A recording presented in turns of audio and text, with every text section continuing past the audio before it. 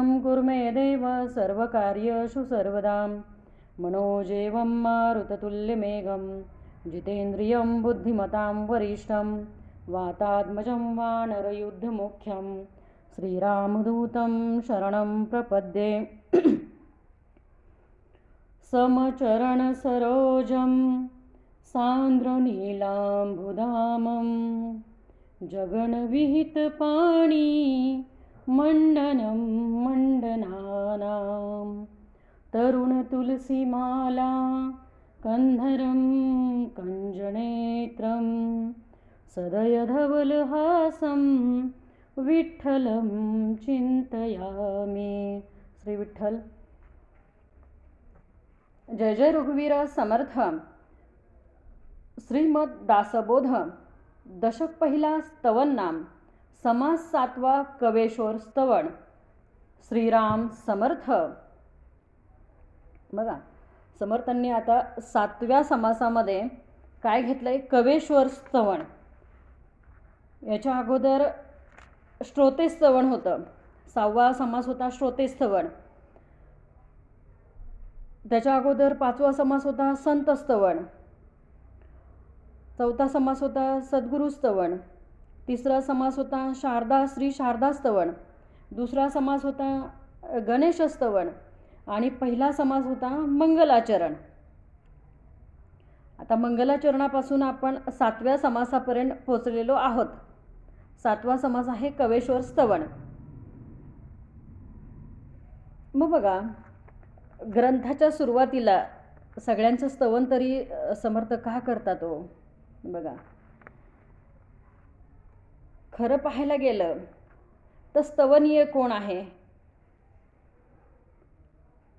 माणसामध्ये प्रत्यक्ष बघायला गेलं माणसामध्ये तर परमात्म स्वरूप होण्याची पात्रता मनुष्य देहामध्ये आहे। म्हणजे परमात्म स्वरूप होण्याची पात्रता म्हणजे काय की देव पाहावयासी गेलो आणि देवची होऊनी ठेलो, ही पात्रता मनुष्य देहामध्ये आहे। नरदेह निधान लागले हाती, उत्तम सार उत्तम गती, देवची होई जे ऐसे म्हणती ते होती। देव होईल असे जे म्हणतात ते देवच होतात। मग आपण बघा तुमच्या आमच्या प्रत्येकाच्या देहामध्ये जी सुप्त जे देहामध्ये जी सुप्त प्रतिभा असते ना, प्रतिभा, तर ती प्रतिभा ज्याची जागृत होते त्याला कवी म्हणायचं। त्याला काय म्हणायचं? कवी म्हणायचं। आणि ती संतांची जी प्रतिभा आहे ना, ती संतांची अखंड जागृत असते। ती जी सुप्त अशी प्रतिभा असते ना, तर ती अखंड संतांची जागरूक असते। फक्त कवींमध्ये ती ताण देऊन आठवावं लागतं। आता समजा एखादी कविता एखाद्या कवीनी लिहिण्यासाठी त्यांनी घेतली, कवेश्वर स्तवन आपलं चाललंय, कवीनी एखादी कविता लिहिण्यासाठी घेतली तर यमक जुळवण्यासाठी त्यांना फार प्रयत्न करावे लागतात। म्हणजे बाबा आता इथे कसं यमक जुळेल किंवा इथं आता काय करूया, मग कसं इथे आपण हे करूया, असं ते त्यांना तो विचार करावा लागतो। म्हणजे त्यांना ताण द्यावा लागतो। पण संतांकडे ती प्रतिभाशक्ती आहे ना, ती अखंड जागरूक असते आणि कवींमध्ये ती येते जाते। आता कवी तरी कोणाला म्हणायचं हो? बघा आता तसं पाहायला गेलं तर व्यासांपासून बघितलं तर व्यासांनी महाभारतासारखं काव्य तुमच्या आमच्यासाठी प्रगट करून ठेवलं। तर व्यासांनी लिहिलं नाही, पण व्यासांच्या मुखातनं ते बाहेर पडलं आणि गणपती बाप्पाने ते लिहून घेतलं, हे तुम्हा आम्हाला सगळ्यांना माहिती आहे। मग महाभारत व्यासांनी लिहिलं, पुढे 18 पुराणं व्यासांनी लिहिली। किती पुराणं? 18 पुराणं। त्याच्यामध्ये सगळी पुराणं आली। अग्निपुराण आहे, मत्स्य पुराण आहे, कूर्म पुराण आहे, वराह पुराण आहे, वामन पुराण आहे, विष्णू पुराण आहे, ब्रह्म पुराण आहे, परत शिवपुराण आहे, ब्रह्मांड पुराण, ब्रह्मवैवर्त पुराण, नारद पुराण आहे, गरुड पुराण, पद्मपुराण, स्कंद पुराण, लिंग पुराण, भागवत पुराण, मार्कंडेय पुराण आणि भविष्य पुराण अशी 18 पुराणं बघा व्यासांनी लिहिली. त्याच्यामध्ये गरुड पुराण पण आहे बरं का. तर गरुड पुराणाविषयी बऱ्याच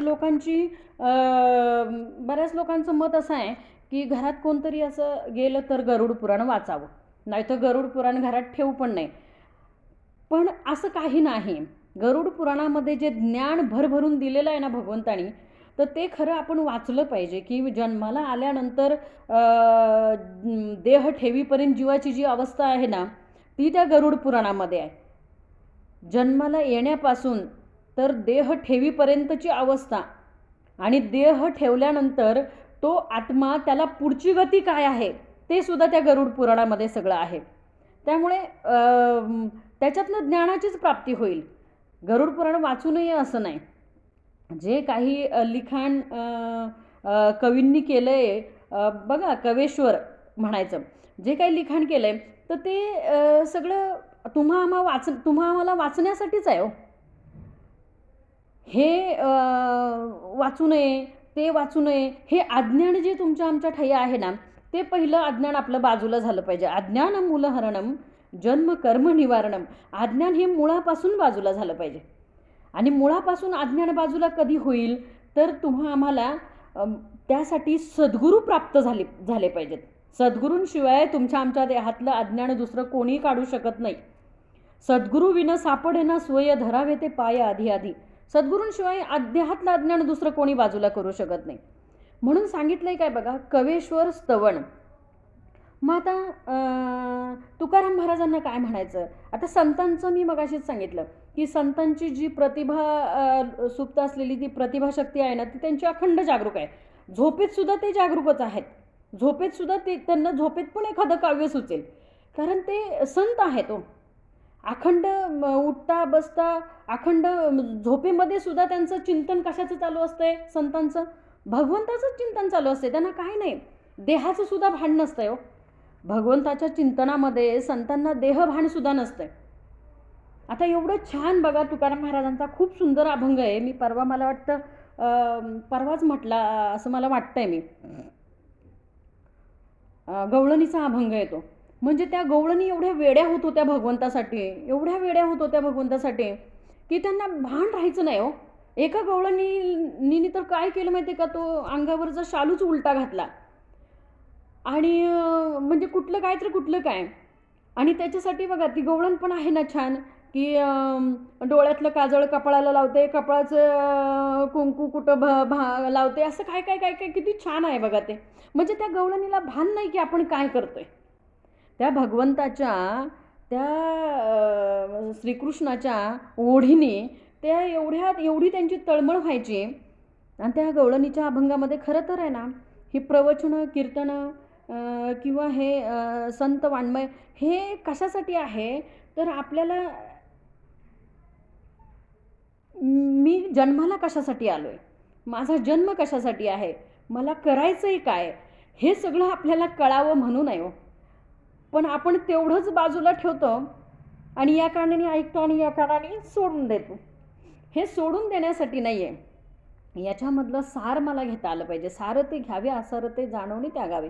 आता ती गवळण जी आहे ना ती बघा किती कृष्णासाठी केवढी हे झाली होती. ती आलिये धावती धावती भेट होईल म्हणून, कशी धावत आली की माझी आता कृष्णाची माझी काय होईल, भेट होईल.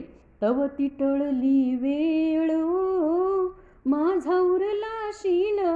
तेव्हा ती वेळ काय झाली, चुकली. आणि श्रीकृष्ण भगवान तोपर्यंत तिथनं निघून गेले होते. मग तिला एवढं वाईट वाटलं.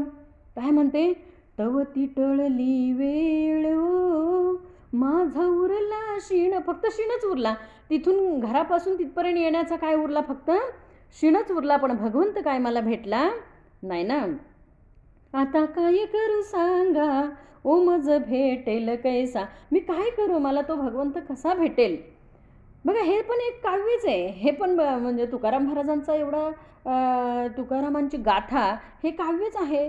ज्ञानेश्वर माऊलींची ज्ञानेश्वरी हे काव्यच आहे. बरं समर्थांचे श्रीमनाचे श्लोक हे काव्यच आहे, हे सगळं काव्य आहे हो. आणि त्यामुळे कवीबद्दल जे समर्थ प्रत्येक ओळीमध्ये सांगतात ना, की आता पुढे आपल्याला कळेल की कवी कवी कवी का कवीचं एवढं वर्णन का समर्थांनी केलं. कारण हे सगळं कवीचा व्यापारच नसता. पुढे दिलं आहे आपल्याला, कवीचा जर का व्यापार नसता तर हे सगळं आपल्या पुढे नसतंच हो.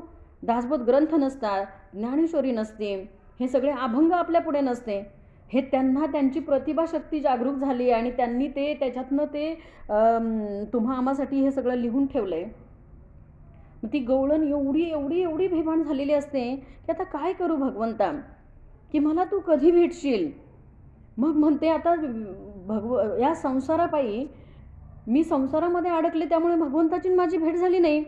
म्हणून काय म्हणते, जळो हा संसारू कै शेवट पुरे, तुकयाच्या स्वामी गोपाळा लागी जीव झुरे. काय म्हणते ती, हा जळू संसार, हा संसार जळू, पण मला माझा भगवंत भेटला पाहिजे. एवढी त्या भगवंतासाठी ती अंतःकरणापासून त्या गवळणीची तळमळ चालू असते हो. आणि जेवढं प्रेम आम्ही भगवंतावर करतो, आपण जेवढं प्रेम आपण भगवंतावर करतो त्याच्यापेक्षा कितीतरी पट जास्त अधिक प्रेम भगवंत तुमच्या आमच्यावर करत असतो. आपण त्याच्याकडे एक पाऊल चालत गेलो की नाही, तो 100 पावलं. म्हणजे आता साधं उदाहरण घ्या आपल्या आईचंच. मी नेहमी अशी घरातली उदाहरणं का देते, कारण आपल्या पटकन लक्षात यावं म्हणून. आता भगवंताच्या ऐवजी आपण भगवंताच्या जागेवर आपल्या आईला ठेवू, आपली जन्म दिलेली आई आपण त्या भगवंताच्या जागेवर ठेवू, म्हणजे पटकन कळेल. आता ज्या वेळेला ते मूल नुकतंच पाऊल टाकत असते, नुकतंच आता उभं राहिलं ना, तरी ती आई त्याच्या अशी आजूबाजूला असते की हे कुठे पडणार नाही ना, पटकन धरण्यासाठी. तसं भगवंत आहे ना, आपण नुकतंच उभं राहिलो की नाही, तो भगवंत असा आपल्या आजूबाजूला असतो, हे कुठं पडणार नाही ना धरण्यासाठी हो. तसं ते बाळ आहे ना, एक पाऊल टाकायला लागतं ना, एक पाऊल. पण एक पाऊल टाकल्यावर ते बदक्कन पडतं, पण ते एक पाऊल पडताना ती आई पटकन त्याला धरत असते, की पाऊल टाकलंय, पण ती आई अशी धावत धावत धावत त्या बाळाकडे येते. त्याचं एक पाऊल असतं, पण आई धावत पळत येऊन त्याला दुसरं पाऊल टाकून पडायच्या अगोदर ती आई त्याला काय करते, धरते. तसं आपलं एक पाऊल भगवंताच्या दिशेने पडलं ना, तर भगवंताची हजारो लाखो पावलं तो आपल्यासाठी धावत येत असतो, धावत. त्यामुळे काय करायचं, की आपण आपलं एक पाऊल तरी टाकण्याचा आपण प्रयत्न केला पाहिजे भगवंताच्या दिशेने. तर सांगायचं म्हणजे काय, की ज्या वेळेला जसं की भक्ताला भगवंताचा ध्यास लागलेला असतो, तसंच त्याप्रमाणेच भगवंतालाही भक्ताची ओढ लागलेली असते. तर एकदा भगवान श्रीकृष्ण एकदा झोपलेले होते. त्या झोपलेल्या अवस्थेमध्ये काय झालं, राधे राधे राधे राधे म्हणून ते काय म्हणायचं आता त्याला, बरळत होते म्हणायचं, चावळत होते. आपण काय म्हणतो झोपेत जे बोलतो त्याला काय म्हणतो, चावळणं म्हणतो का बरळणं म्हणतो, जसं ज्याची जशी भाषा असेल तसं. तर ते झोपेतच राधे राधे राधे राधे करून बोलत होते. आता शेजारी आईसाहेब होत्या. तर आईसाहेब बोलल्या, आता हे राधेचं नाव का घेतात मी जवळ असताना. मग आईसाहेबांनी काय केलं, हलवून उठवलं बरं का, भगवंताला उठवलं आणि म्हटलं, भगवंता तुम्ही राधे राधे राधे राधे म्हणून झोपेत राधेचं नाव का घेत होते. तर त्यावेळेला भगवंत बोलले, ठीक आहे, तुला बघायचं आहे का मी राधेचं नाव का घेतो. तर हो म्हटली, मला बघायचं आहे तुम्ही राधेचं नाव का घेताय झोपेत. मग आईसाहेबांना घेऊन भगवंत गंगेच्या काठी आले. तर तिथे यमुनेच्या काठी आल्यानंतर एका झाडाला, चंदनाच्या झाडाला असा पाण्याने भरलेला माठ शेजारी तसंच, आणि त्या झाडाला टेकून राधा बसलेली होती आणि श्रीकृष्ण असा जप ती कृष्णा कृष्णा कृष्णा कृष्णा करून ती अखंड कृष्णाचा धावा करत होती. मग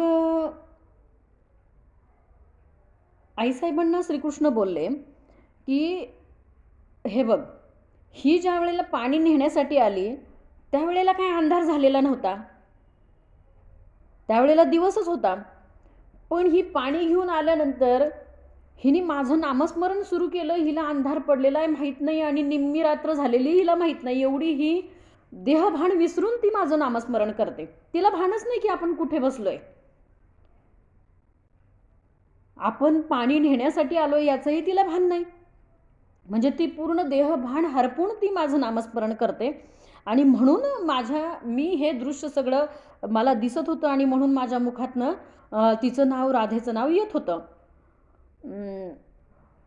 बघा, पण ज्या वेळेला भगवान श्रीकृष्ण राधेपाशी आईसाहेबांना घेऊन आले, त्यावेळेला भगवंताला पाहून ती जोरात, म्हणजे लेकरू कसं आईकडे असं जोरात येऊन आईला बिलगतं, तशी ती राधा अगदी जोरात येऊन ती भगवंताला तिने मिठी मारली की अरे मी तुझ्यासाठी एवढा तुझा धावा करत होते भगवंता, तू आलास. तिला एवढा आनंद झाला. त्या आनंदाच्या भरात तिला कळलं पण नाही की भगवंताबरोबर आईसाहेब आहेत. तिने भगवंताला मिठी मारली. आता मिठी मारल्यावर आईसाहेबांना अजूनच थोडंसं वाईट वाटलं. अरे माझ्यासमोर, आता आपलीच अवस्था बघा ना, समजा आपल्या पतीला एखाद्याने आपल्यासमोर मिठी मारली, आपली अवस्था काय होईल हो? मग तशी अवस्था आईसाहेबांची झाली. आईसाहेब बोलल्या तरी पण माझ्यापेक्षा श्रेष्ठ कशी काय राधा, आणि तुम्ही एवढं माझं नाव झोपेत घेण्याच्या ऐवजी राधेचं नाव तरी पण घेता, हे मला काही पटलेलं नाही. बरं ठीक आहे म्हटले, अजून तुला पटवून देतो. मग भगवंतानी काय केलं, त्या नदीच्या एका काठावर एक बांबू रोवला, दुसऱ्या काठावर एक बांबू रोवला आणि त्याला मध्ये दोरी बांधली. तर दोरी बांधल्यानंतर आईसाहेबांना बोलले, हा पाण्याचा माठ घे आणि या दोरीवरून मला फक्त पलीकडे जाऊन परत अलीकडे येऊन दाखव. म्हणली सोपं आहे, मी जगाची जननी आहे, मला हे काय, माझ्यासाठी हे काय अवघड नाही, सोपं आहे म्हटली. मग आईसाहेबांनी माठ घेतला डोक्यावर आणि त्या दोरीवरून चालता चालता खाली पाणी बघितलं आणि पाणी बघितल्यानंतर थोडंसं भयभीत झाल्या आणि एकदम डोक्यावरचा माठ आणि दोरीवरचा तोल जाऊन त्या पाण्यात पडल्या. तर पडल्यानंतर राधेने पटकन आईसाहेबांना बाहेर काढलं. तर काढल्यानंतर आता श्रीकृष्ण बोलले, आता राधा तू जा. आता राधा बोलली, ठीक आहे भगवंता, मी दोरीवरनं पलीकडे जाते, पलीकडनं परत अलीकडे पण येते, पण फक्त हा पाण्याने भरलेला माठ तुम्ही माझ्या डोक्यावर ठेवा. काय म्हटली राधा भगवंताला, की हा पाण्याने भरलेला माठ तुम्ही माझ्या डोक्यावर ठेवा. भगवंत बोलले ठीक आहे. मग भगवंताकडूनच तो माठ डोक्यावर ठेवून घेतला, भगवंताच्या हातानेच तो माठ डोक्यावर ठेवून घेतला. आता म्हटली, या दोरीवर चढण्यासाठी तुम्ही मला तुमच्या खांद्याचा आधार द्या. आता भगवंताला त्या खांबापाशी उभं करून भगवंताचा आधार घेऊन ते दोरीवरती चढली.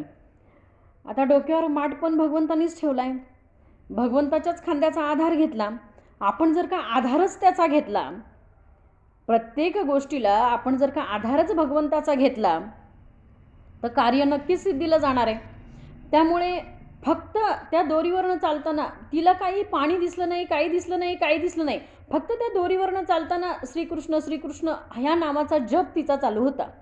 आणि ती दोरीवर कधी पलीकडे गेली, पलीकडनं कधी परत आली, हे तिला पण कळलं नाही. तसा आपल्याला आता तो पाण्याचा माठ पण जाऊ द्या, सगळं जाऊ द्या. आता त्या नदीच्या जागेवर आपण भवसागर बघू, हा भवसमुद्र बघू, आणि हा तरुण जायचं असेल तर आपल्याला त्या भगवंताची कास धरली पाहिजे, त्या भगवंताच्या कासेला लागलं पाहिजे.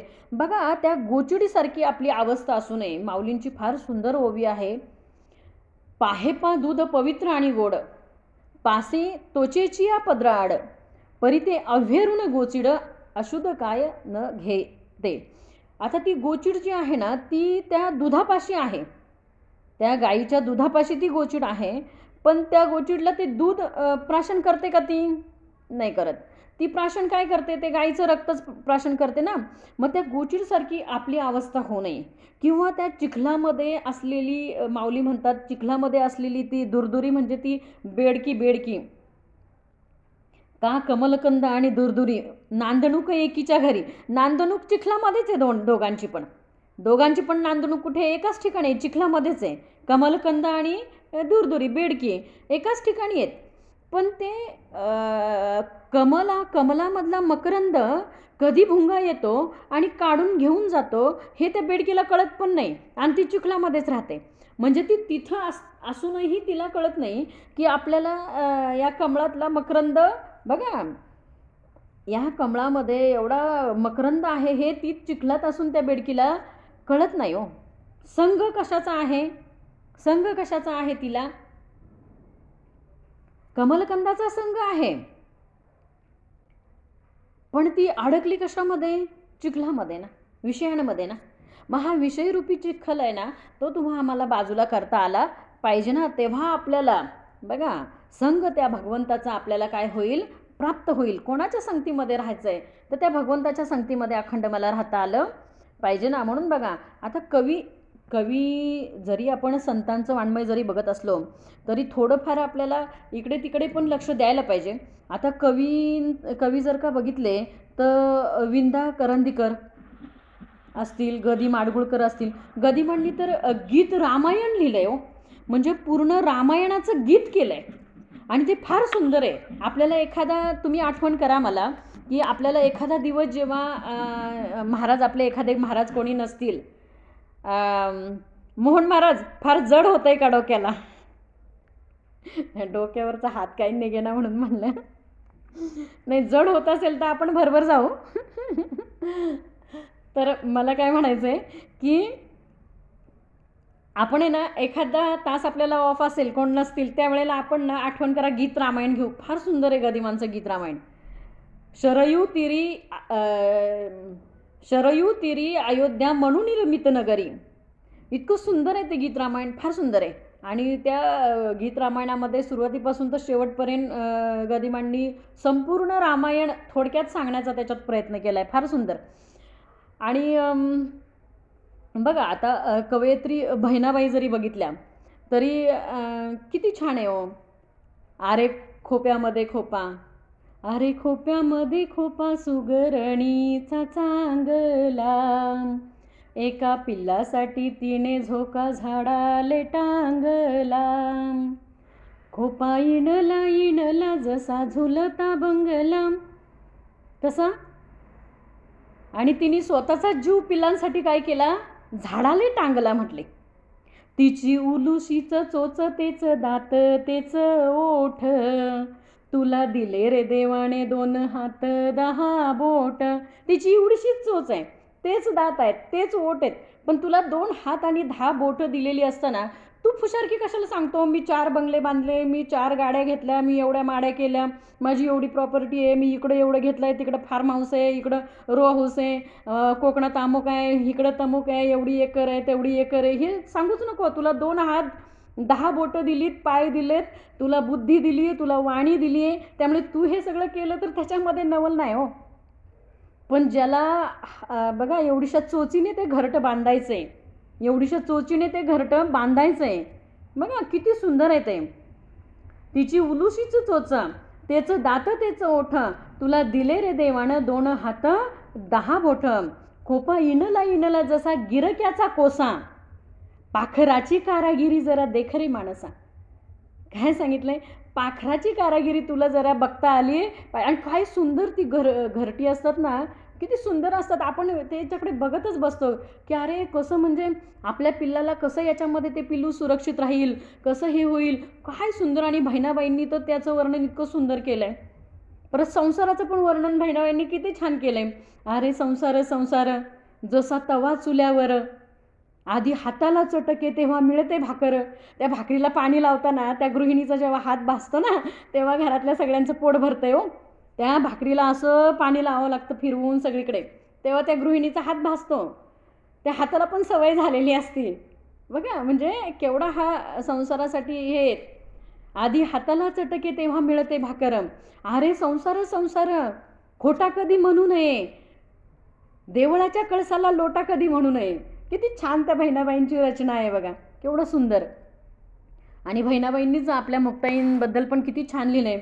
माझी मुक्ताई 10 वर्षाचं लेकरू, चांग देव योगी आणि तिले मानला रे गुरु. चांग देव योगी आणि तिला काय केलं, गुरु मानलं. माझी मुक्ताई मुक्ताई 10 वर्षाचं लेकरू, चांग देव योगी आणि तिले मानला रे गुरु. आणि मनाचं तर बहिणाबाई एवढं सांगतात की तुमचं आमचं मन आहे ना, आता हे कवींचं चाललंय बरं का. आपण ओव्या नुसत्या वाचल्या तरी समजणार आहेत, ओव्या नुसत्या वाचल्या तरी समजणार आहे. मी तिकडे अजून वळलेलीच नाही, अजून आपण पहिल्या ओवीला पण सुरुवात केलेली नाही आहे. बघा, मनाबद्दल एवढं छान. जसे समर्थांनी 205 स्त्री मनाचे श्लोक लिहिले. गणाधीश जो ईश सर्वा गुणाचा, मुळारंभ आरंभ, हे पण काव्यच आहे. बघा, वाल्मिक ऋषींनी तर आली ओवी आली आहे याच्यामध्ये, समासामध्ये वाल्मिक ऋषींची पण ओवी आलेली आहे. तर वाल्मिक ऋषींनी तर काव्य केलं. नसता रघुनाथा अवतार, रामाचा अवतार नसताना नाही पाहिला शास्त्र आधार, रामकथेचा विस्तार विस्तारला जेणे. रघुनाथाचा अवतार नसताना रामकथा जेणे विस्तार केला, रामकथेचा जेणे विस्तार केला. बघा, नसता रघुनाथ अवतार. तर बहिणाबाईंनी मनाबद्दल बघा किती छान सांगितलंय.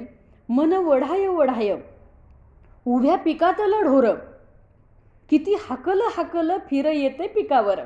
या मनाला किती पण समजून सांगा, किती पण शिकवा, किती पण संतांचं वाणबय दाखवा, किती पण श्रीमनाचे श्लोक याच्या पुढे गा, किती पण किती वळवायचा प्रयत्न केला ना, तरी हे मन कसं आहे, परत वढा येते, परत तिथेच जात आहे.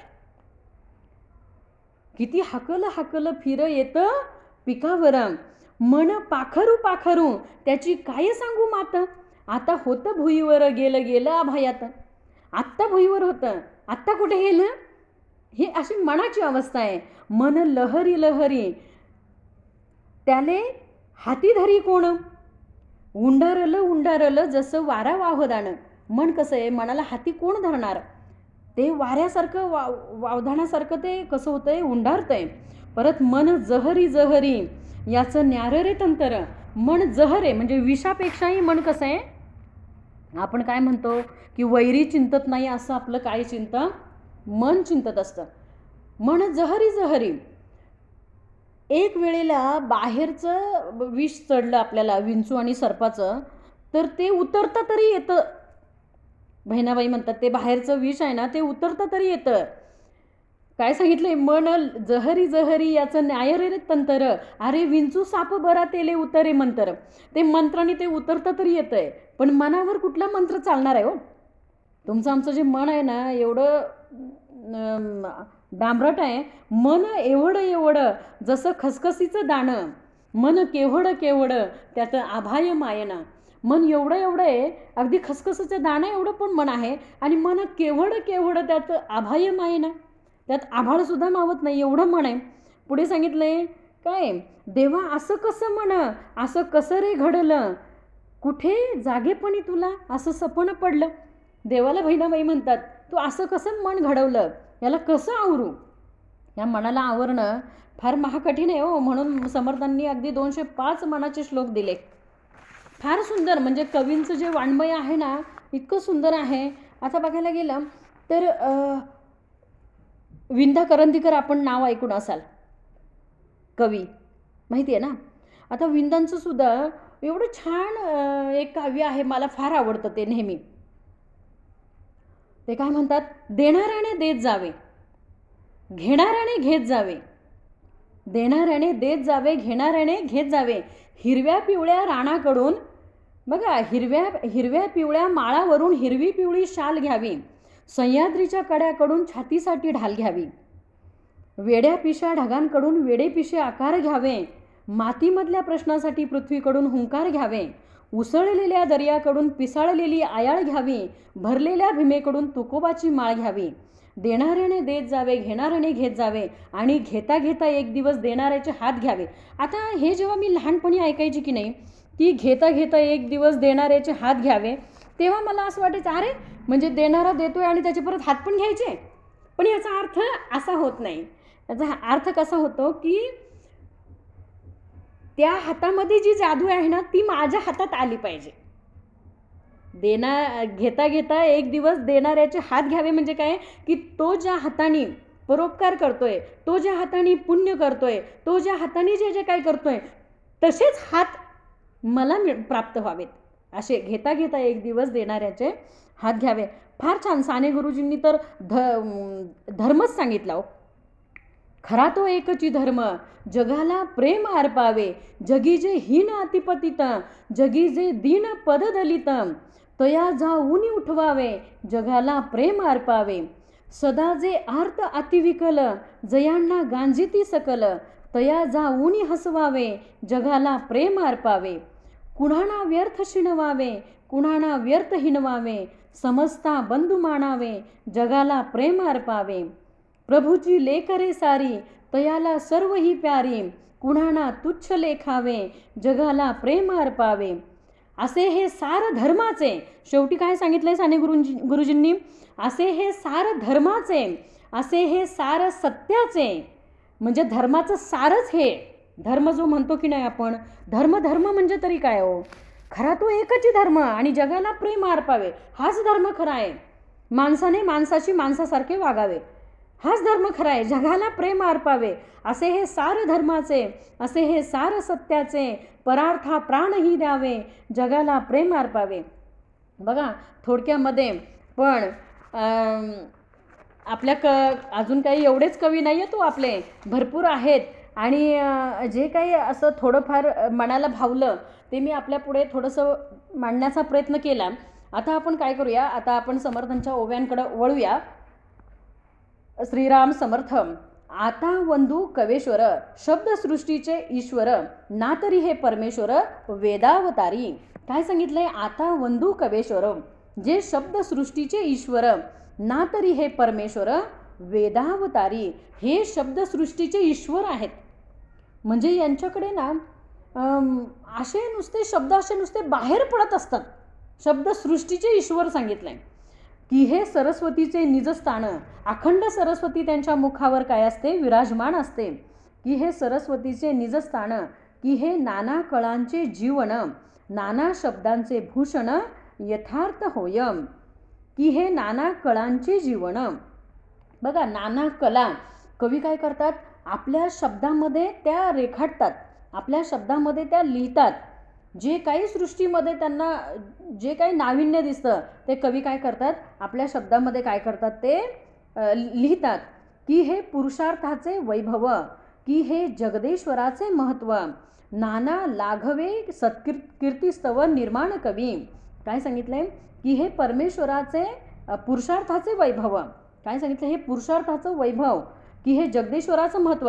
भगवंताचं महत्त्व जर का संतांनी त्यांच्या शब्दामध्ये लिहिलं नसतं तर ते आपल्यापर्यंत पोचलं असतं का हो, खरं सांगा.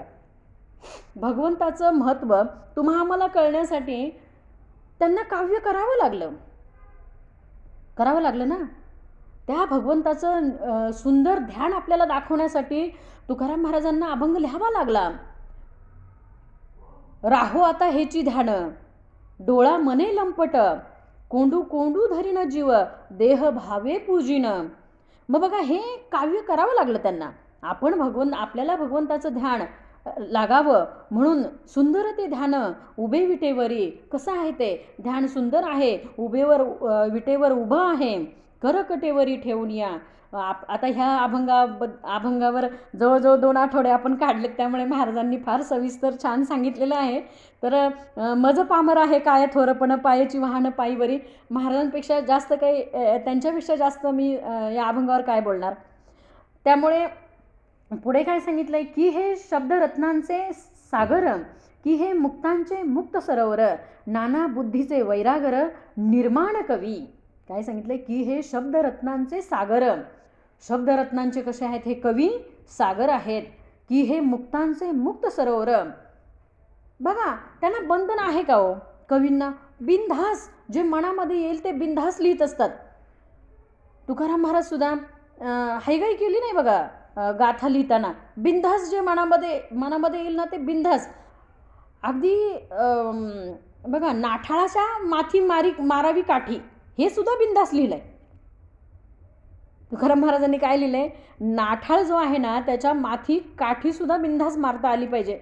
हे तुकाराम महाराजांना लिहिताना काहीच भीती वाटली नाही की मला कोणतरी येऊन काहीतरी बोलेल की काय, नाही. कारण ते कशा आहेत, मुक्त आहेत. म्हणून पुढे लिहिलं की हे कल्पनेचे कल्पतरू, म्हणजे त्यांची कल्पनाशक्तीच इतकी वेगवान असते की ते कल्पनेचेच कल्पतरू आहेत, की हे मोक्षाचे मुख्य पडिभरू. आज जर का की बघा, लाखो करोडो अगणित जीव तरुण नेण्याचं सामर्थ्य ज्ञानेश्वरीमध्ये आहे. असंख्य जीव तारून नेण्याचं सामर्थ्य गाथेमध्ये आहे. असंख्य जीव तारून नेण्याचं सामर्थ्य एका समर्थांच्या दासबोधामध्ये आहे. ह्या संतांच्या वाङ्मयामध्ये हा भवसागर तरुण नेण्याचं एवढं सामर्थ्य का आहेत? कारण ते शब्दच एवढे काय आहेत की त्या प्रत्येक शब्दामध्ये तेथे जगदीश उभा तिष्ठतू भरे, त्या प्रत्येक शब्दामध्ये, त्या कवीच्या प्रत्येक शब्दामध्ये भगवंत तिथं तिष्ठत उभा आहे. नाहम वसामी वैकुंठे योगिना हृदयरोहो मदभक्त यत्र गायंती तत्र तिष्ठमी नारदा. म्हणून हा परलोकीचा निजस्वार्थ, हा परलोकीचा निजस्वार्थ पण तुम्हा आम्हाला कोणामुळे प्राप्त आहे? तर कवीमुळे प्राप्त आहे. की हा योगियांचा गुप्त पंथू नाना ज्ञानियाचा परमार्थू रूपासी आला. हा परमार्थ रूपाला कोणामुळे आला? तर कवीमुळे आला. की हे निरंजनाची खुण, की हे निर्गुणाची ओळखण, माया विलक्षणाचे लक्षण ते हे कवी. की हे निरंजनाची खुण, निरंजन म्हणजे अखंड, बघा जो निर्गुण निराकार आहे त्याची खूण दाखवणारे सुद्धा कोण आहेत? कवी आहेत. की हा श्रुतीचा भावगर्भ, श्रुती म्हणजे वेदांची माता. की हा परमेश्वराचा अलभ्य लाभ, कवी म्हणजे परमेश्वराचा काय? अलभ्य लाभ आहे. ना तरी होय सुलभ निजबोधे कवी रूपे. आपल्याला भगवंत एवढा सुलभ का कोणामुळे झाला? तर कवीमुळे झाला. तो दुर्लभ आहे, तो दुर्लभ आहे, पण सुलभ कोणामुळे झाला? तर कवीमुळे झाला. पहिली गोष्ट, भगवंत दुर्लभ नरदेह तुम्हा आम्हाला प्राप्त झाला, तिथंच भगवंत सुलभ झाला. पण नरदेह निधान आपल्या हाती लागला तरी आपल्याला सार काय आसार काय ते कळलं नाही. उत्तम सार उत्तम गती, बरोबर ना? म्हणून काय सांगतात बघा, तुकाराम महाराज काय सांगतात की एखादा आंधळा आहे आणि आंधळ्याला बघा, आंधळ्याला जर का चिंतामणी जरी त्याच्या पाया खालून गेला, ग्रासा एका अन्नासाठी, एका अन्नाच्या घासासाठी तो आंधळा, ज्ञानेश्वर माऊली म्हणतात, ग्रासा एका अन्नासाठी आंधळा फिरे किरीटी. एका अन्नाच्या घासासाठी माऊली म्हणतात आंधळा फिरतोय, पण आढळला चिंतामणी पायी लोटी आंधळेपणे. तो चिंतामणी वाटेमध्ये सापडला, पण डोळे नसल्यामुळे एका घासासाठी तो फिरतोय वनवन, पण डोळे नसल्यामुळे पायाखाली चिंतामणी सापडलेला असताना तो चिंतामणी तो बाजूला लोटून परत भिकच मागतोय. तशी अवस्था तुमची आमची, आपण डोळे असून आपण आंधळे आहोत. कारण आपल्याला भगवंत नरदेहासारखं एवढं निधान लाभलेलं असताना आणि भगवत प्राप्तीचा एवढा संतांनी एवढं वाङ्मय तुमच्या आमच्यासाठी लिहून ठेवलेलं असताना, एवढा सुलभ मार्ग आपल्याला परमार्थाचा केलेला असताना आपल्याला हे कळत नाही. म्हणजे आपण डोळे असून कोण आहोत? आंधळे आहोत. बघा ते माऊली म्हणतात, पुढे जाऊन माऊली सांगतात, त्या गरुडासारखी आपली अवस्था असते. आंधळिया गरुडाचे पांख आहाती, आंधळिया गरुडाचे पंख आहाती, म्हणजे आंधळ्या गरुडाला पंख आहेत, ते कवण उपयोगा जाती? त्याचा उपयोग काय? आंधळं गरुड आहे, त्याला पंख आहेत, पण त्या पंखाचा त्याला उपयोग आहे का? त्याला झेप घेता येणार आहे का? गरुड भरारी त्याला घेता येणार आहे का? नाही घेता येणार, कारण तो आंधळा आहे. आंधळ्या गरुडाला पंख असून उपयोग नाही. आंधळ्या गरुडाचे पंख आहाती, ते कवण उपयोगा जाती? तैसे सत्कर्माचे उफेके ठाती ज्ञाने विन. मग तसं जर का ज्ञान नसेल तर तुमच्या आमच्या हाताने सत्कर्म होईल का हो? ज्ञान असल्याशिवाय तुमच्या आमच्या हाताने सत्कर्म होईल का? नाही होणार. आणि सत्कर्म म्हणजे काय? पहिलं हेच आपल्याला, इथनं आपली सुरुवात असते. सत्कर्म म्हणजे काय? इथनं सुरुवात असते. आपण स्वतःहून जर का एखादं आपण म्हणलो ना, नाही मी आता गुरूंना, एक शिष्य म्हणला गुरूंना की मी सत्कर्म करतो, ठीक आहे, गुरु म्हणले जा तू सत्कर्म कर आणि मग माझ्याकडे ये. आता तो रस्त्यात गेला, एक अंध व्यक्ती होता, मग त्याला रस्ता पलीकडं क्रॉस करायला म्हटलं. आता हे चांगली संधी मिळाली गुरूंना दाखवायला की मी सत्कर्म करतोय म्हणून. मग त्या अंध व्यक्तीजवळ जाऊन म्हणे तुम्हाला मी रस्ता क्रॉस करून देतो. तो आंधळा म्हणला, ए बाबा, माझ्या आंधळेपणाचा तू गैरफायदा घेऊ नको, अजिबात मला तुझी जरूर नाही, माझा मी रस्ता क्रॉस करतोय, माझं रोजचं आहे, माझं मी जातो बरोबर. म्हणजे आपण होऊन जर का एखादं सत्कर्म करू म्हटलं तर ते आपल्या हातनं होणार नाही. पण तिथे जर का अनावधानाने आपल्या समोर एखादी गोष्ट आपल्याला दिसतीये आणि आता ती तिथं आपल्याला जाऊन मदत केली पाहिजे, त्याला खरं सत्कर्म म्हणतो. पण तेच आपण काय करतो, डोळे झाकपणा करून आपण पुढे निघून जातो. म्हणजे आपण कर्तव्याला तिथे काय होतो, चुकतो. का तर कुठेतरी आपल्या मनामध्ये भीती असते बाबा की आपण याच्यामध्ये अडकणार तर नाही ना. एखाद्या रस्त्यावर, निर्मनुष्य रस्त्यावर एखादी लेडीज असेल, जेंट्स असेल, एखादी गाडी स्लिप झाली आणि ते पडलेत, त्यांच्या गाडीखाली त्यांचा पाय अडकलेला आहे, त्यांना ती गाडी उचलता येत नाही, तो पाय काढता येत नाही आणि त्यांची अवस्था अशी असताना ते दृश्य जर का आम्ही डोळ्यांनी पाहिलं तर आपण या पोलीस केसमध्ये अडकू का, या भीतीने जर का आपण तसंच तिथनं निघून गेलो तर ते योग्य आहे का. ती गाडी उचलली पाहिजे, त्या अडकलेल्या माणसाला तिथे सोडवलं पाहिजे, म्हणजे ते खरं सत्कर्म हो. म्हणजे सत्कर्म आपल्या हातनं सहज घडलं पाहिजे, सहज. आपण होऊन करतो म्हटलं तर ते होणार नाही ना. म्हणून काय सांगितलंय बघा, पुढे काय सांगितलंय की हा श्रुतीचा भावगर्भ, की हा परमेश्वराचा अलभ्य लाभ, ना तरी होय सुलभ निजबोधे कवी रूपे. हे भगवंत सुलभ कोणामुळे झाला तर कवीमुळे झाला. कवी मुमुक्षाचे अंजन, बघा, मुमुक्षाच्या डोळ्यामध्ये अंजन घालणारे कवीच आहेत. बघा, पहिलं अंजन बद्धाच्या डोळ्यात घातलं. कवीने पहिलं अंजन कोणाच्या डोळ्यात घातलं, बद्धाच्या. बद्ध म्हणजे मी, तुमचं मला माहीत नाही. बद्ध म्हणजे मी बद्ध का तर मी संसाराला बांधले, मी देह प्रपंचाला बांधले, मी मुलाबाळांना बांधले, मी सगळ्या, बघा, मी म्हणजे माझं घर, माझा संसार, सगळं माझं, ह्या मीपणाला मी बांधलेली आहे, म्हणजे मी बद्ध आहे. पण माझी सुटका कधी होईल, ज्या वेळेला मला कळेल, ज्या वेळेला माझेच अवगुण मला कळतील. बद्ध अवस्था कशी असती, माझे अवगुण मज वाटती सद्गुण, ही अवस्था बद्धाची आहे. अवगुणी असूनही म्हणतो मी अवगुणी नाहीच आहे, मग ही बद्ध अवस्था आहे. पण ज्या बद्धाला कळतंय की अरे मी अवगुणी आहे, म्हणे मी अवगुणाची खाणी, म्हणे मी व्यर्थ आलो जन्मासी, म्हणे मी भार झालो भूमीसी, या नाव मुमुक्ष. मग ज्या वेळेला त्याला कळते की अरे मी अवगुणाची खाण आहे, त्यावेळेला तो हळूहळू काय होतोय, मुमुक्ष होतोय. मग त्या मुमुक्षाच्या डोळ्यामध्ये अंजन घालणारे पण कवीच आहेत. कवी साधकाचे साधन. मग साधक जे साधन करतो, काय असेल, सकाळची उपासना असेल, जप असेल, ध्यान असेल, निरंतर साधकाची जी साधना असते, त्या साधनेमध्ये सुद्धा कवी साधकाचे साधन. कवी काय आहेत, साधकाचे साधन आहेत. आता आपण उपासना करतो म्हणजे काय करतो, वाङ्मयच घेऊन वाचतो ना. मग हे काय आहे, कवींचाच प्रसाद आहे ना. मग कवी सिद्धाचे समाधान. बघा, सिद्धाला ध्यान अवस्थेपर्यंत पोचवणारे पण कोण आहेत, कवीच आहे. निश्चयात्मक, निश्चित, म्हणजे याच्यात किंचित शंका नाही. कवी स्वधर्माचा आश्रय, कवी मनाचा मनोजय, कवी धार्मिकांचा विजय विनय करते. कवी स्वधर्माचा आश्रय. मग स्वधर्म म्हणजे काय, बघा, स्वधर्म पण कळला पाहिजे. मगाशी सांगितलं की खरा तो एकची धर्म, पण आपल्याला सुद्धा धर्म कळला पाहिजे. 4 पुरुषार्थ दाखवले, धर्म, अर्थ, काम आणि मोक्ष. मग हे 4 पुरुषार्थ कळण्यासाठी आधी काय करायला पाहिजे, जा सद्गुरूशी शरण. म्हणून कवी मनाचा मनोजय. हा मन आहे की नाही, हे मन आहे ना तुमचं.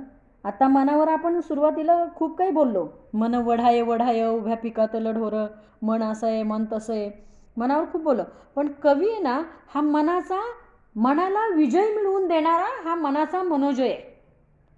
तुमच्या आमच्या मनाला विजय मिळवून देणारा हा कवी आहे. कवी मनाचा मनोजय. मनाचा जय कुठे होईल तर हे लिखित स्वरूपात असलेलं वाङ्मय आम्ही वाचलं तर आपल्या मनाचा नक्कीच काय होणार आहे, विजय होणार आहे. कवी धार्मिकांचा विनयो विनय करते. कवी वैराग्याचे संरक्षण, कवी भक्तांचे भूषण, नाना स्वधर्म रक्षण, ते हे कवी. कवी वैराग्याचे संरक्षण. कसं आहे कवी वैराग्याचं संरक्षण? बघा आता वैराग्य तरी कशाचं पाहिजे हो? तर विषय वैराग्य, विषयांचं वैराग्य पाहिजे. म्हणजे थोडक्यात समर्थांना इथे काय सांगायचं आहे की तुमच्या आमच्या देहामध्ये जे विषय आहेत, काम क्रोध लोभ मद मत्सर दंभ संशय चिंता, हे जे विषय आहेत आपल्या देहामध्ये, तर या विषयांचं वैराग्य म्हणजे यांना सगळ्यांना सोडून द्यायचं का? सोडून चालेल का? नाही चालणार. मग याच्यासाठी काय करायचं? आपल्या बघा आता गृहिणी आहेत, तर त्यांनी काय करायचं की आपल्या किचनमधला फोडणीचा डबा बघायचा. विषयांसाठी सांगते उदाहरण, आपल्या घरातला फोडणीचा डबा बघायचा.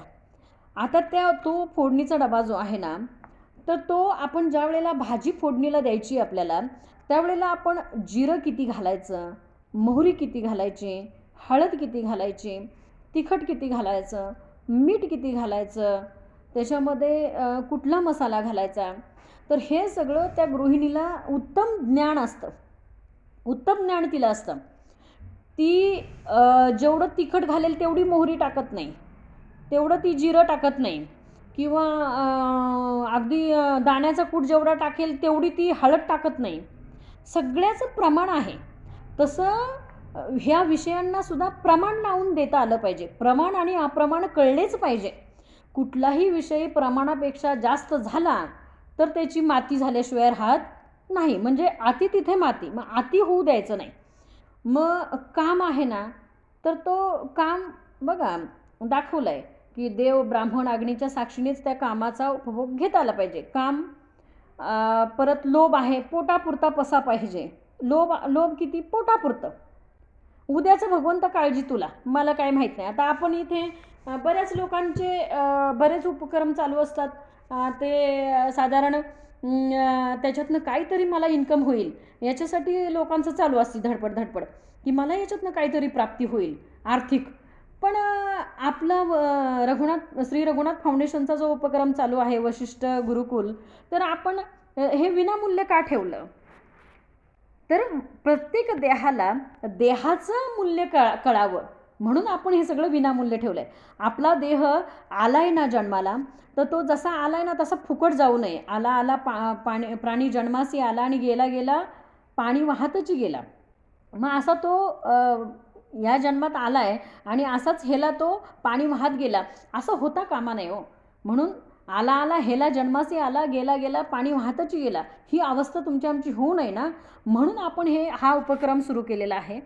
आणि दर आठवड्याचं बघा नियोजन कसं आहे की सोमवारी ज्ञानेश्वरी आहे, मंगळवारी दासबोध ग्रंथ आहे, बुधवारी एकनाथी भागवत आहे, गुरुवारी जे कोणी महाराज असतील त्यांच्या आवडीचा विषय असतो, शुक्रवारी आपण तुकाराम महाराजांची गाथा ठेवलेली आहे. आता शनिवारी आपलं भजन असतं की नाही. तर माझ्या मनाला अशी एक रुखरुख लागली की अरे आपण रोज महाराज आपले शरद महाराज रोज एक श्रीमानाचा श्लोक समर्थांनी एवढा सुंदर लिहिले श्लोक, मना सज्जना मना सज्जना मना सज्जना, मग एवढं सुंदर श्लोक लिहिलेत मनाचे.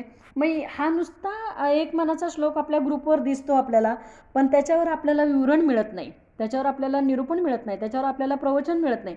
मग ही थोडीशी कुठंतरी मनामध्ये रुखरुख होती. म्हणून आज शरद महाराजांशी पण बोलून झालं. म्हटलं की शनिवारी आपलं जेव्हा भजनाची आपण लिंक टाकतो ना भजनाची 8 वाजता, तर म्हटलं 8 ते 8:30 तुम्ही आम्हाला श्रीमानाच्या श्लोकावर मार्गदर्शन दर शनिवारी करायचं.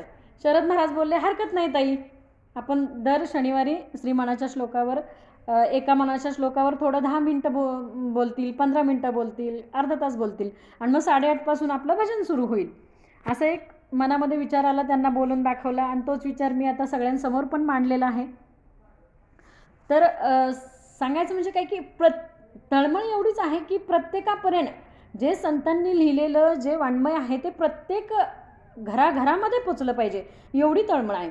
म्हणून कवी वैराग्याचे संरक्षण, कवी भक्तांचे भूषण, नाना स्वधर्माचे रक्षण ते हे कवी. कवी प्रेमळाची प्रेमळ स्थिती, कवी ध्यानस्थाची ध्यान मूर्ती, कवी उपासकाची वाढ कीर्ती प्रस्तावली. काय सांगितलंय? कवी प्रेमळाची प्रेमळ स्थिती. बघा आता काव्य बघा कशावर, प्रेमळाची प्रेमळ स्थिती. कधी कधी एखाद्या अभंगामध्ये आपण एवढं मग्न होऊन जातो की आपल्याला कळतही नाही. आपण म्हणजे एवढं की अगदी आपल्याला असं वाटतं की माझ्यासमोर भगवंतच आहे. त्या अभंगातनं कवी आपल्यासमोर त्या भगवंताचं स्वरूप प्रगट करतात. नाना साधनांचे मूळ, कवी नाना प्रयत्नाचे फळ, नाना कार्यसिद्धी केवळ कवीचेनी प्रसादे. सगळा हा कवीच्या प्रसादाने हे सगळं आपल्याला प्राप्त आहे. आधी कवीचा वाग्विलास, तरी मग श्रवणी तुंबळे रस, कवीचेनी मती प्रकाश कवित्वास होय. आधी कवीचा वाग्विलास, आधी अभंग रचलेत आणि मग त्या अभंगावर आम्ही निरूपण करतो, प्रवचन करतो, मोठमोठ्या सुपाऱ्या घेतो. आधी अभंग रचलेत. आता बघा, सुपाऱ्या म्हटलं मी, माफ करा, पण पद्धत पहिली तशीच होती.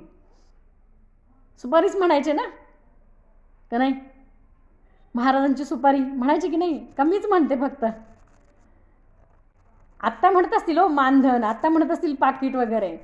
पण आता जर का आपण सुपारी बघू, आता जर का यांची सुपारी जर का 50,000ची असेल, यांची सुपारी जर का लाखाची असेल, यांची सुपारी जर का 25,000ची असेल, तर भगवंत बोलले आडकीता केवढा लागेल?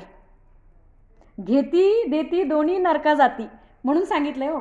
जे घेणारे पण आहेत ते पण नरकात जात आहेत आणि देणारे आहेत ते पण घेती देती दोन्ही नरका जाती.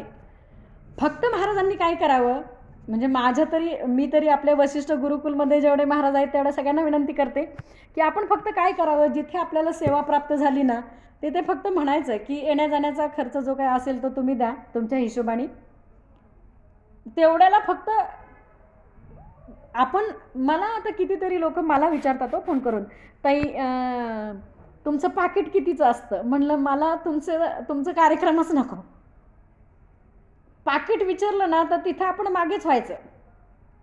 आपल्याला तो एक वेळेला कार्यक्रम नाही मिळाला ती चालेल, पण आपण तोंडाने कुठेही मागून काही घ्यायचं नाही ना. केलेली सेवा निरर्थक आहे. म्हणून अखंड सेवा कशी पाहिजे? निष्काम श्री सेवा पाहिजे. निष्काम श्री सेवा आणि दास्यभक्ती. जेव्हा निष्काम श्री सेवा आणि दास्यभक्ती होईल ना त्याच वेळेला त्या भगवंताचं निजरूप खरं रूप आम्हाला कळणार आहे हो. म्हणून काय सांगितलंय? आधी कवीचा वाग्विलास, तरी मग श्रवणी तुंबळे रस, कवीचेनी मती प्रकाश कवित्वास होय. कवी व्युत्पन्नाची योग्यता, कवी सामर्थ्यवंतांची सत्ता, कवी विचक्षणाची कुशलता नाना प्रकारे. बघा, सामर्थ्यवंतांची सत्ता.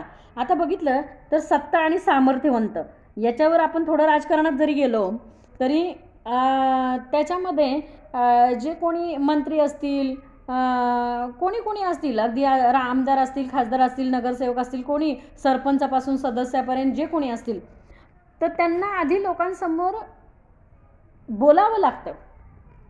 त्यांना आधी लोकांसमोर 4 शब्द बोलावे लागतात. जेव्हा ते त्यांचं कवित्व तिथं लोकांसमोर जेव्हा प्रगट करतील तेव्हा लोकांना कळतं की अरे जरा याच्यामध्ये काहीतरी थोडंसं वेगळं आहे. हे लोकांपर्यंत पोचवण्याचा त्यांचा प्रयत्न असतो आणि हे सुद्धा कवित्वाशिवाय होत नाही. कवी कवित्वाचा प्रबंध, कवी नाना धाटी मुद्रा छंद, कवी गद्य पद्य भेदाभेद पदत्रास करते. कवी सृष्टीचा अलंकार, सृष्टीचा काय सांगितलंय? अलंकार सांगितलंय. केवढी छान मगाशी हिरव्या पिवळ्या माळावरून हिरवी पिवळी शाल घ्यावी म्हणजे हा सृष्टीचा अलंकारच झाला. म्हणजे त्या हिरव्या पिवळ्या माळ बघून त्या कवीला ती कविता लिहावीशी वाटली. पुढे काय सांगितलंय? कवी लक्ष्मीचा शृंगार. बघा, लक्ष्मीच्या गळ्यातला शृंगार हा कवी आहे. सकळ सिद्धीचा निर्धार ते हे कवी. सगळ्या सिद्धी कुठे आहेत? इथेच प्राप्त आहेत. पुढे कवी सभेचे मंडन, कवी भाग्याचे भूषण, नाना सुखाचे संरक्षण ते हे कवी. कवी सभेचे मंडन, कवी भाग्याचे भूषण. बघा, या सभेला सुद्धा शोभा कशामुळे आहे, तर ह्या कवित्वामुळे आहे. कवी देवांचे रूप करते, देवांचे काय रूपाचं वर्णन कवी करतात. कवी ऋषीचे महत्त्व वर्णिते, ऋषीमुनींचे महत्त्व कवी वर्णन करतात. नाना शास्त्रांचे सामर्थ्य ते हे वाखाणिती. नसता कवीचा व्यापार तरी कैसा असता जगदोद्धार. कवीचा जर का हा व्यापारच नसता तर जगाने उद्धरून जाण्याचा मार्ग कोणता होता, मार्गच नव्हता. कवींनी बघा, ज्ञानेश्वर माऊलींपासून तर तुकाराम महाराज असतील अगदी वेदव्यासांपर्यंत जर का हे काव्यच नसते तर जगाचा उद्धार कसा असता. म्हणून कवी हे आधार सकळ सृष्टीचे. नाना विद्या ज्ञातृत्व काही कवेश्वराविन तो नाही. कवीपासून सर्व ही सर्वज्ञता. सर्वज्ञता म्हणजे सर्वज्ञ म्हणजे सर्व जाणणारा. मग हे सगळं कुठून आहे तर त्या कवीपासून आहे. मागा वाल्मिक व्यासादिक, मग कवी दाखवले, वाल्मिक दाखवले, व्यास दाखवले. बघा, झाले कवेश्वर अनेक तयांपासून विवेक सकळ जणांसी. पूर्वी काव्य होती केली तरीच व्युत्पत्ती प्राप्त झाली. तेने पंडितांगी मानली परमयोग्यता. आता बघा, 4 वेद, 6 शास्त्र, 18 पुराणे याचं ज्ञान पंडितांना किंवा तुमच्या आमच्यापर्यंत कवीचा वागविलास नसता तर पोचलंच नसतं. म्हणून ऐसे पूर्वी थोर थोर झाले कवेश्वर अपार. आता आहेत पुढे होणार नमन त्यांसी. आत्ता पण आहेत आणि पुढे पण होतील. आणि ऐसे पूर्वी थोर थोर झाले कवेश्वर अपार. आत्ता आहेत पुढे होणार नमन त्यांसी. नाना चातुर्याच्या मूर्ती ते हे साक्षात बृहस्पती. वेदश्रुती बोलो म्हणती त्यांच्या मुखे. अगदी वेद आणि श्रुती म्हणजे वेदांची माता, हे सुद्धा त्यांच्या मुखाने कवीच्या मुखाने कवीच्या मुखाने ते बोलत असतात. परोपकारा कारणे नाना निश्चय अनुवादने सेखी बोलले पूर्णपणे संशयातीत. संशयाच्या पलीकडचं आहे, इथे संशय घेऊन उपयोगच नाही. की हे अमृताचे मेघ ओळले, की हे नवरसाचे ओघ लोटले. नाना सुखाचे उचंबळले सरोवर हे, की हे अमृताचे मेघ ओळले. त्यांच्या मुखातनं जणू काही अमृतच बाहेर पडतंय. की हे विवेक निधीची भांडारे प्रगट झाली मनुष्याकारे.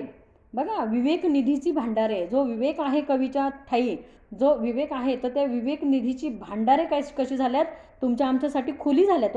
हे भांडार आहे आणि हे आपल्यासाठी खुलं झालंय.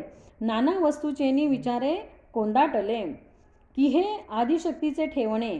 नाना पदार्थास आणि उणे लाधले पूर्ण संचिताचे गुणे विश्वजनासी. हे तुम्हा आम्हाला आपल्या पूर्व संचितामुळे आपल्याला प्राप्त झालेलं आहे. हे कोणालाही प्राप्त होत नाही. अहो, ज्ञानेश्वरी जर का बाहेर आपण लोकांना विचारायला गेलं ना तर काही जे अज्ञानी लोक आहेत ना, की ज्यांना ज्ञानेश्वरही माहीत नाही आणि ज्ञानेश्वरीही माहीत नाही, ते म्हणतात की ज्ञानेश्वरी गाथा किंवा दासबोध ग्रंथ ही काय भानगड आहे म्हणतात. म्हणजे आयुष्यभर ज्या लोकांनी भानगडी केल्या त्यांना कळत नाही हो की हे काय नक्की. म्हणजे इतके अज्ञानी लोक बाहेर आहेत की त्यांना ज्ञानेश्वरी माहीत नाही, गाथा माहीत नाही. समर्थांचा एवढा 20 दशक 200 समास हा ग्रंथ समर्थांचा कोणाला माहीत नाही हो. शिवगीता, रामगीता, गुरुगीता, गर्भगीता, उत्तरगीता, अवधूत गीता, वेद आणि वेदांत, भगवद्गीता, ब्रह्मगीता, हंसगीता, पांडवगीता, गणेशगीता, यमगीता, उपनिषदे, भागवत इत्यादिक, म्हणजे याच्यापेक्षाही अधिक इत्यादिक नाना ग्रंथ संमतीचं बोलिले येथं भगवत वाक्य यथार्थ निश्चयशी. असं असताना हा दासबोध ग्रंथ म्हणजे काय असे विचारणारे लोक बाहेर आहेत. की हे आदिशक्तीचे ठेवणे, नाना पदार्थास आणि उणे लाधले पूर्व संचिताचे गुणे विश्वजनासी. की हे सुखाचे तारुवे लोटले अक्षय आनंदे उलटली विश्वजनास उपयोगा आली नाना प्रयोगा कारणे. की हे निरंजनाची संपत्ती, की हे विराटाची योग स्थिती ना तरी भक्तीची फलश्रुती फळास आली.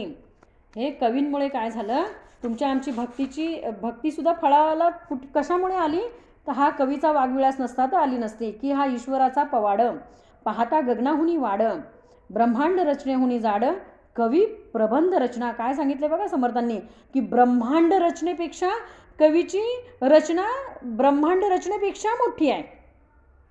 ब्रह्मांड रचनेहुनी जाड कवी प्रबंध रचना. आता असो हा विचार जगास आधार कवेश्वर तयास माझा नमस्कार साष्टांग भावे.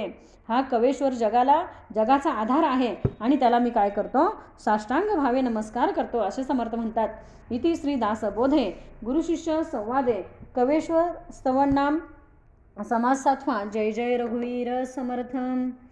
आता विश्वात्मके देवे येणे वागयज्ञ तोषावे तोषोणी मज द्यावे पसाय दान हे जे खळांची व्यंकटी सांडो तया सत्कर्मी रती वाढो भूता परस्परे पडो मैत्र जीवांचे दुरितांचे तिमिर जाओ विश्वस्वधर्म सूर्य पाहो जो जे वांचिल तो ते लाहो प्राणी जातम वर्षत सकळ मंगळी ईश्वरनिष्ठांची मांदियाळी अणवर्त भूमंडळी भेटो तया भूताम चला कल्पतरूचे आरव चेतना चिंतामणीचे गाव बोलती जे अर्णव पियुषांचे चंद्रमे जे अलांछन मार्तंड जे तापहीन ते सर्वाही सदा सज्जन सोयरे होतू किंबहुना सर्वसुखी पूर्ण होऊनी तिही लोकी भजे जो आधी पुरुखी अखंडित आणि ग्रंथ उपजीविये विशेषी लोकीये दृष्टादृष्ट विजये होवा वेजी एथ म्हणे श्री विश्वेश्वरा हो हा होईल दान पसाओ येणे वरे ज्ञानदेव सुखिया झाला येणे वरे ज्ञानदेव सुखिया झाला येणे वरे ज्ञानदेव सुखिया झाला पुंडलिक वरदार विठ्ठल श्री ज्ञानदेव तुकाराम पंढरीनाथ भगवान की जय माऊली ज्ञानेश्वर महाराज की जय जगद्गुरु तुकाराम महाराज की जय सब संतन की जय जय जय रघुवीर समर्थ